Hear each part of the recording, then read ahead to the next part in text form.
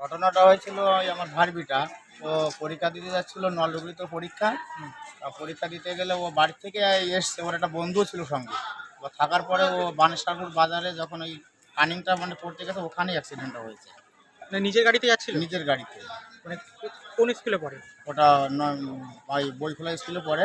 আর seat পড়েছিল কোথায়? পড়েছিল নলডুবরি। নলডুবি। মাধ্যমিক পরীক্ষা দিচ্ছে? মাধ্যমিক। কিভাবে অ্যাক্সিডেন্টটা হয়? অ্যাক্সিডেন্টটা যে কীভাবে হয়েছে সেটা আমি বলতে পারি না, কিন্তু পড়ে গেছে গাড়ি নিয়ে, এটা আমি শুনেছি। সেই অবস্থায় নিয়ে চলে এসেছি। কি নাম ওর? রাধা সরকার।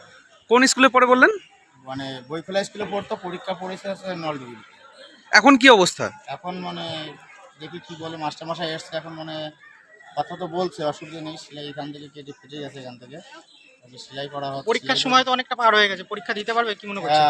মাস্টারমশাই তো বললো পারবে, মাস্টারমশাই বললো পারবে। নিজের বাইকে অ্যাক্সিডেন্ট হয়েছে? নিজের বাইকে। আপনার? আমার নাম সুমেশ সরকার। কে হন আপনি? আমি ওর জেঠু মশাই।